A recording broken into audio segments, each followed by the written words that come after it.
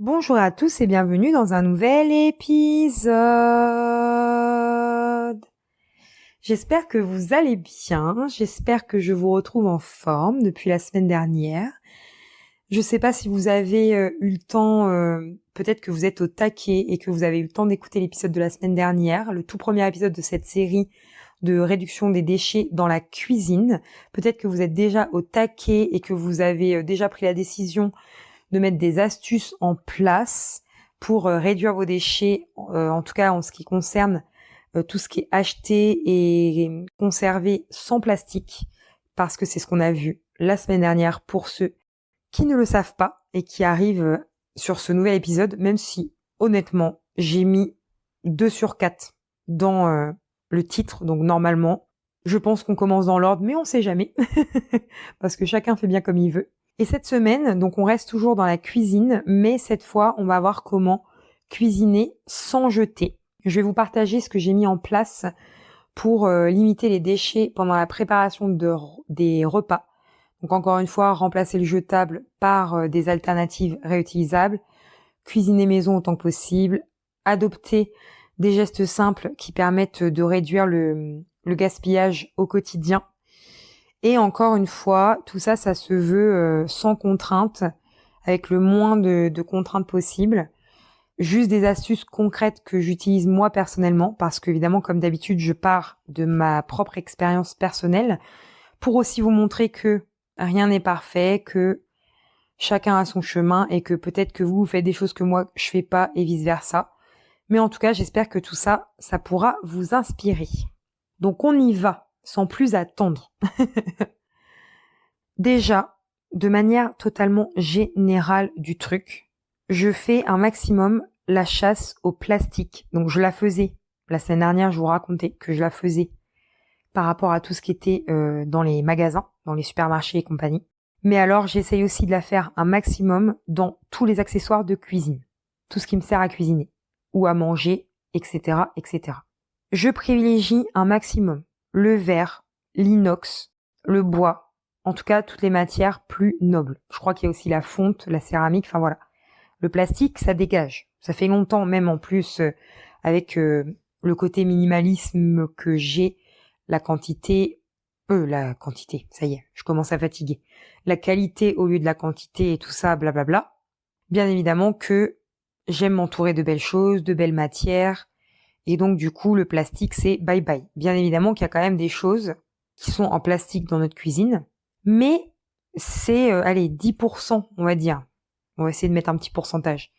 10% de ce que notre cuisine, enfin de ce qui compose notre cuisine, et les 90% restants, c'est les belles matières que je viens de vous citer.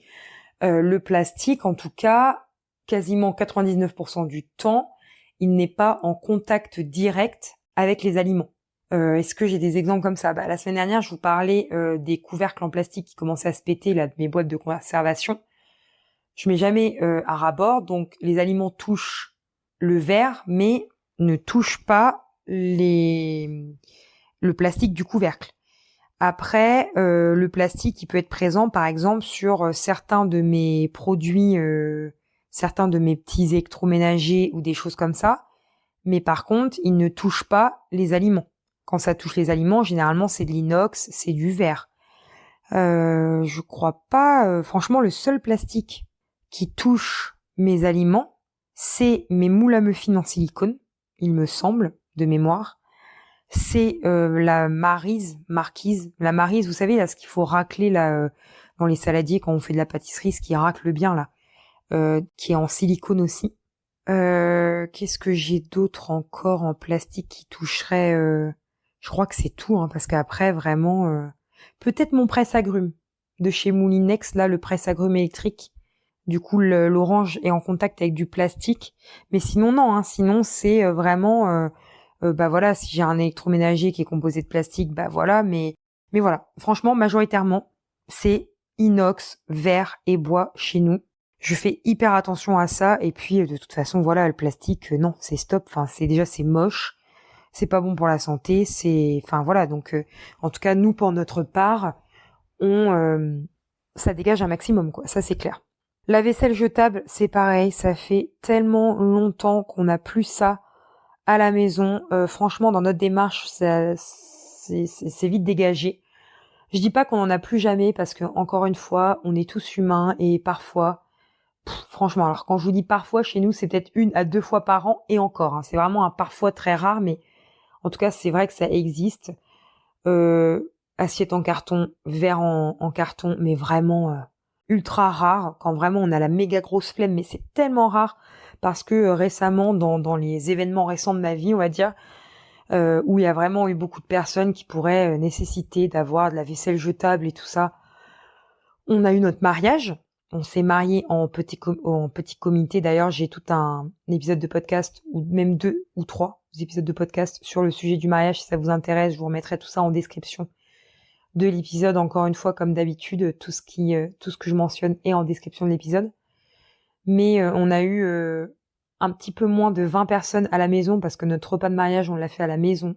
Et on a utilisé de la vaisselle normale. On n'a pas utilisé de la vaisselle jetable. On avait un très beau buffet et c'était parfait. Et d'ailleurs, n'hésitez pas quand vous êtes plusieurs chez vous, que vous n'avez pas forcément 1 million de vaisselle comme nous parce que vous êtes minimaliste et que vous n'avez pas 1 million d'assiettes ou vous avez la flemme ou peu importe, faire des buffets, des choses où les gens ils se servent un peu de l'apéro dînatoire et tout ça. Enfin, nous c'est ce qu'on fait et ça marche très bien. Mais en tout cas, plus de vaisselle jetable et notamment pour, par exemple, on pourrait dire les pique-niques en extérieur ou des choses comme ça. Et moi j'ai un très très très joli panier à pique-nique qui m'avait été offert par mon papa. Il l'avait acheté à Nature et Découverte. Il est increvable parce que c'est de la bonne qualité, parce que à l'intérieur c'est pas des assiettes en plastique. Alors vous savez, il y a aussi beaucoup, même chez Action, même chez dans tout ce style de magasin, on voit beaucoup passer de la vaisselle, on va dire un peu, c'est pas du plastique jetable, mais ça reste du plastique quand même, parce que voilà, c'est léger hein, aussi le plastique, mais bon, voilà. Et moi, dans mon super beau panier pique-nique offert par mon père, j'ai de la vaisselle en belle matière, quoi. J'ai des verres en verre, en plus c'est des jolis verres à pied. J'ai des couverts en inox. Et tout ça, c'est très beau. C'est bien adapté dans le panier pour que tout soit attaché et tout ça. Enfin, c'est génial. Hein. Franchement, nous, le panier en tissu, et puis ça claque, franchement, au-delà de ça. Dans tout ce qui est romantiser son quotidien, ça, pareil, je vous ferai un épisode de podcast sur le sujet, mais dans tout ce qui est romantiser son quotidien, avoir des belles choses, aller faire un pique-nique avec un beau panier en pique-nique. On a une nappe de pique-nique qu'on utilise tellement souvent, la nappe de pique-nique, qu'on lave en machine et tout ça. Et ça claque en fait. C'est hyper joli à faire. Donc voilà, nous on est team panier de pique-nique, team glacière et c'est très bien pour aller faire des pique-niques. Donc pas de vaisselle jetable ou pas de vaisselle en plastique dégueulasse chez nous, ça c'est sûr. Je suis un peu virulente, enfin c'est même pas que je suis virulente parce que pas du tout et parce que je fais plein de disclaimers en expliquant que c'est aucun jugement de ma part et tout ça. Franchement, je vous le redis, c'est aucun jugement de ma part quand je dis plastique dégueulasse et tout, c'est juste ma façon de voir les choses, mais c'est en aucun cas pour être la police, comme je disais la semaine dernière, la police du zéro déchet, non. Moi, je vais pas aller voir chez vous si vous faites ce que moi je fais ou si vous faites autre chose que moi je fais pas ou peu importe, chacun est dans son chemin, les amis. Je le répète, je le redis, je le persiste et je le signe. Voilà. Mais ensuite, il y a tout ce qui est papier cuisson. Alors, je vous disais déjà la semaine dernière que j'avais plus de papier aluminium et de film étirable en plastique. D'ailleurs, je vous ai pas dit la semaine dernière, mais le film étirable, pour les gens qui utilisent ça, au-delà du fait que ça produit du déchet, d'accord ? On laisse ça de côté 2 secondes. Le film étirable, mon mari avait ça, hein, j'ai aussi encore des rouleaux que mon mari avait parce que la semaine dernière, je vous parlais de mes grands-parents, mais même mon mari achetait ça, parce que lui, film étirable, c'était son truc, quoi. Mais c'est une galère, ce truc. Mais moi, je déteste ça. Ne serait-ce que d'utiliser ce machin-là. C'est même pas, là, on parle même pas des déchets, c'est ne serait-ce que d'utiliser ce truc sans se galérer à l'utiliser. Parce que moi, je trouve ça chiant. Le film, même si vous craquez avec les dents, là, du carton, là, soi-disant que c'est là pour t'aider et tout ça, c'est une galère. Des fois, ça tient mal en fonction de la qualité du film alimentaire. C'est une galère à arracher. Enfin bref, franchement, c'est une galère sans nom. Donc bref, on parlait de ça, mais donc du coup, moi, je n'ai plus de papier cuisson. À la place, j'ai des tapis de cuisson lavables en silicone. Alors, les miens, je les avais achetés chez Maton. À l'époque, moi, je m'étais juste dit, je veux plus acheter de papier de cuisson. Je veux des tapis de cuisson réutilisables. Après, je vous avoue qu'à l'époque, j'étais encore moins, on va dire, au point. Et d'ailleurs, je suis encore pas trop au point sur certaines choses sur le sujet, de savoir si les tapis de cuisson que j'ai pris, qui sont lavables chez Maton, en silicone, là, si, comment dire, si c'est de la qualité, si c'est du plastique de qualité, c'est du silicone de qualité et que je risque pas de m'intoxiquer, pardon, à chaque fois que je fais des plats avec, que je fais des trucs sur mon tapis de cuisson.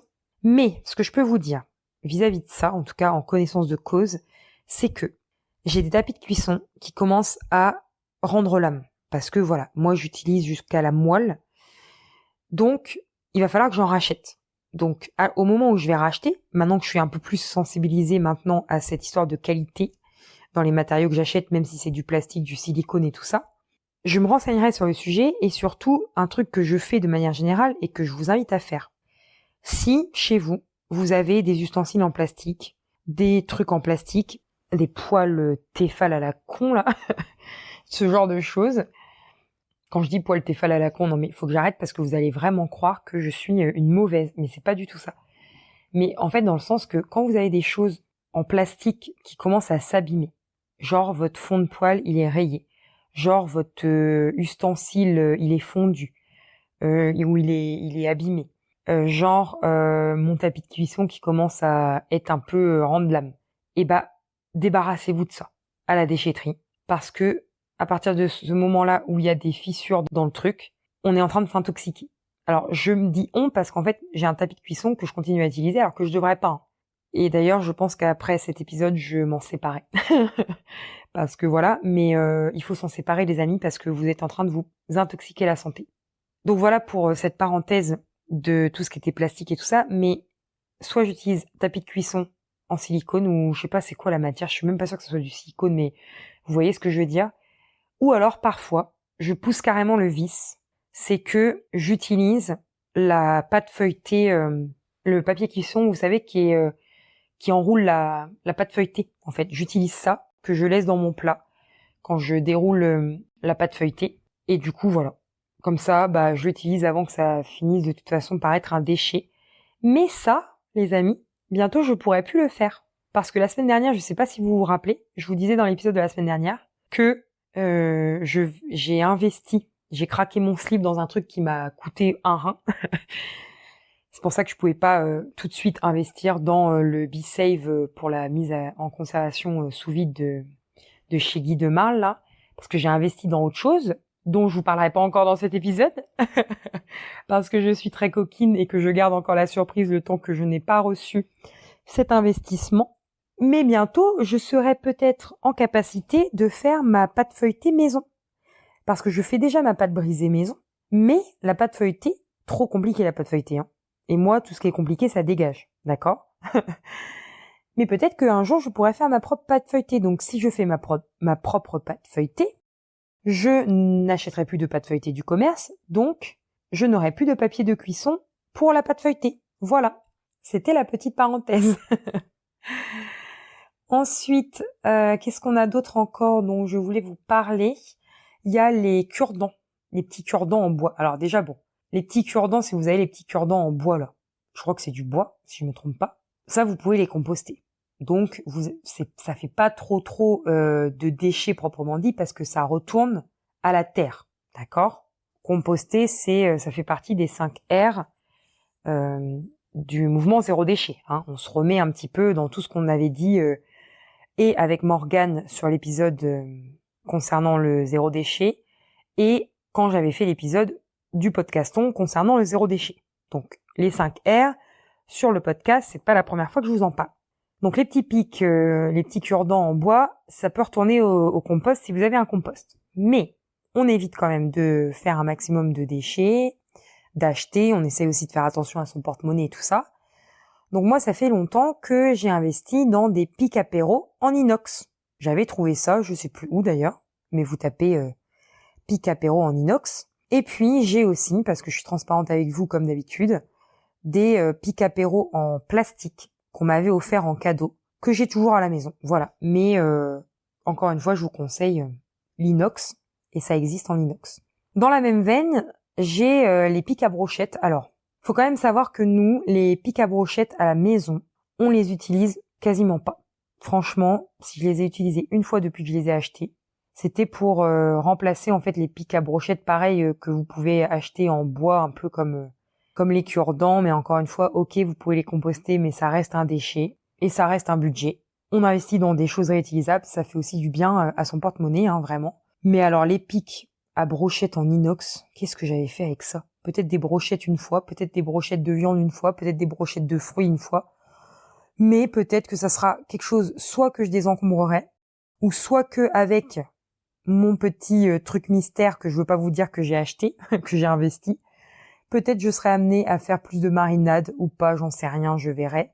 Et à ce moment-là, je serai peut-être amenée à plus les utiliser, mais encore une fois, à voir. Mais si vous êtes le genre de personne qui utilisait souvent des pics à brochettes en inox ou des pics ou des cure-dents, des pics à brochettes en bois, je vais y arriver, ou des cure-dents en bois, et ben vous pouvez avoir ces solutions là. Encore une fois, tout ce que je vous dis depuis le début et ce que je vous dirai dans les 2 prochains épisodes, ne vous inventez pas une vie, ne vous créez pas une vie, ne vous créez pas des besoins.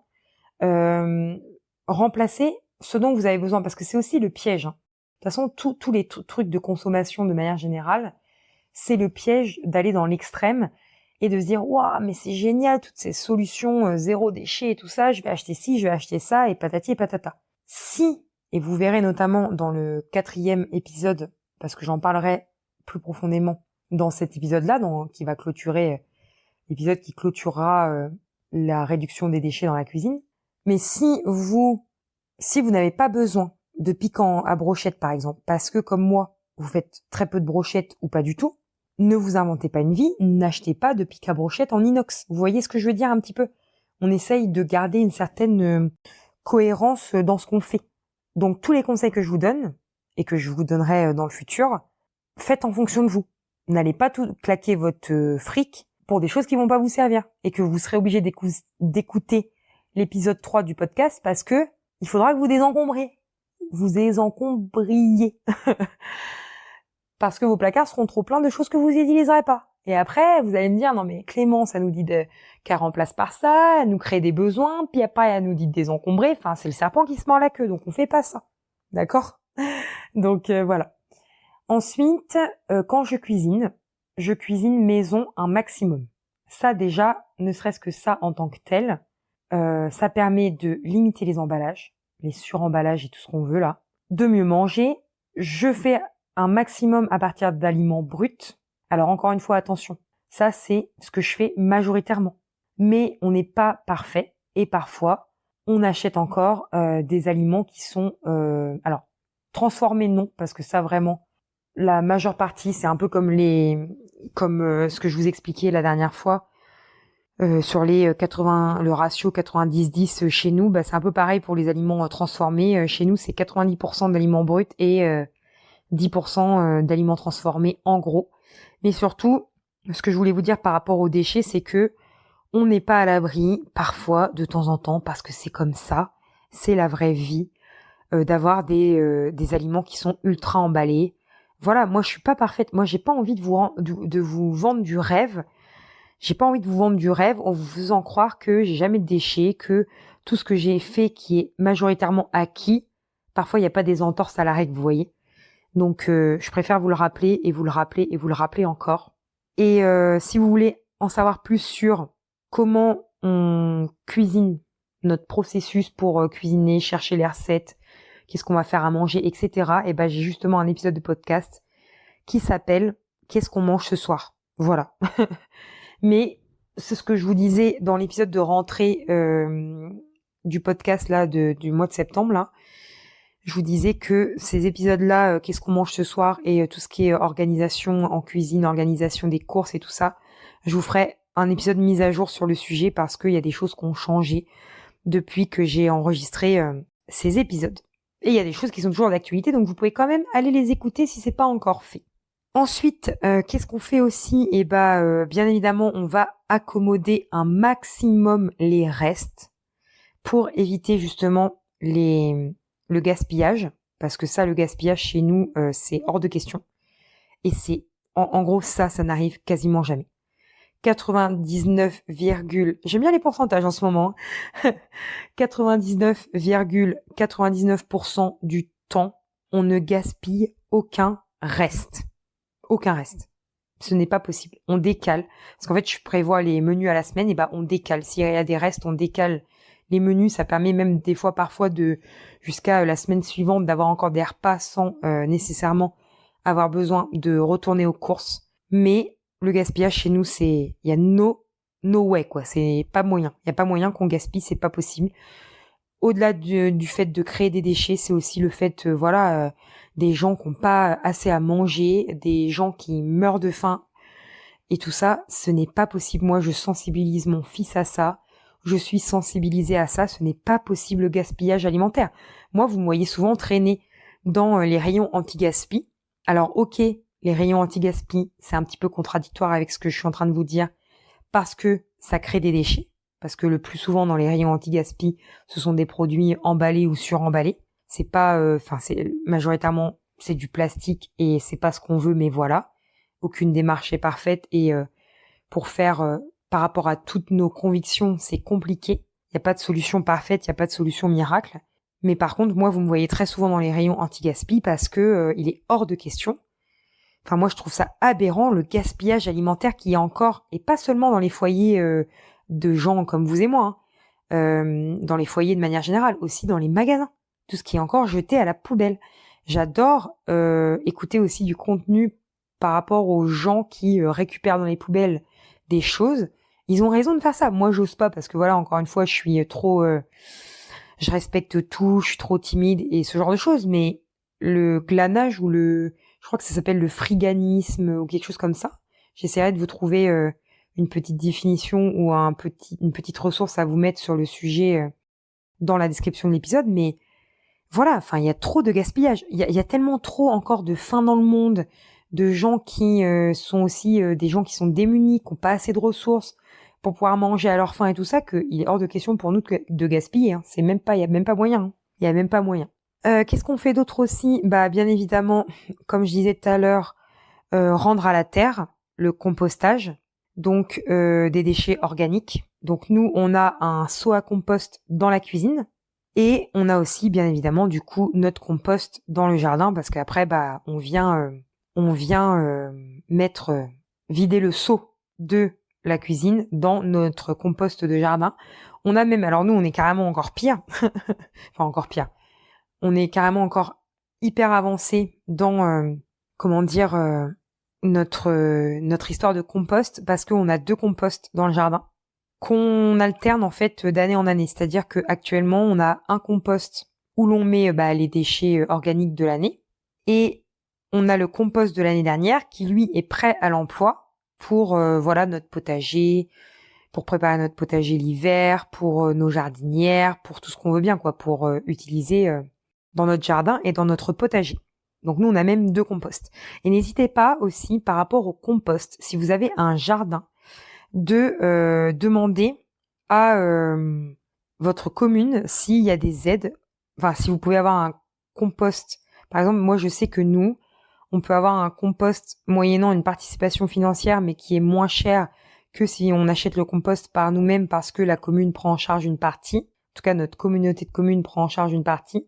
Et des fois, il y a directement des communautés de communes ou des communes qui offrent gratuitement un compost par foyer en fait. Donc voilà, et si j'ai bien fait mon travail, quand cet épisode sortira, vous aurez un article complet sur le blog pour tout ce qui concerne le compost. Je vais commencer par un article de blog et peut-être que je le ferai en format podcast aussi, je verrai ou peut-être pas, peu importe.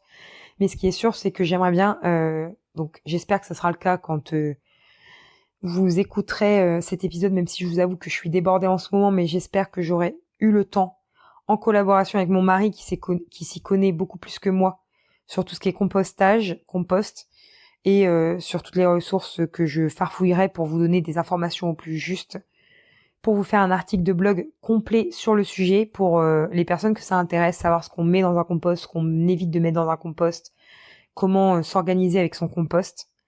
Même si on est en maison, ou si on est en appartement, les solutions, etc., etc. Donc j'essaierai de vous faire un article complet sur le sujet. D'ailleurs, je pense qu'en article de blog, c'est pas mal parce que vous pouvez y avoir accès facilement et avoir le détail facilement. Ça se prête plus qu'à un épisode de podcast. Et ce qu'on fait, bien évidemment, mais ça, voilà, ça coule de source parce que j'en ai déjà parlé dans l'épisode du podcaston, j'en ai déjà parlé dans l'épisode avec Morgane. Évidemment, il y a le tri des déchets. Alors, faut savoir que recycler, je repars avec mes 5 R, je rabâche avec mes 5 R. En fait, je vais rajouter un 6e R qui va être le R rabâché. C'est-à-dire, en gros, alors, je sais pas si rabâché c'est un mot normand ou si c'est utilisé à l'échelle nationale, mais en gros, rabâché, c'est répéter encore. Parce que si jamais c'est du patois de ma région, je m'en excuse. C'est répéter encore la même chose, mais trier les déchets, c'est le dernier R des 5 R du mouvement zéro déchet.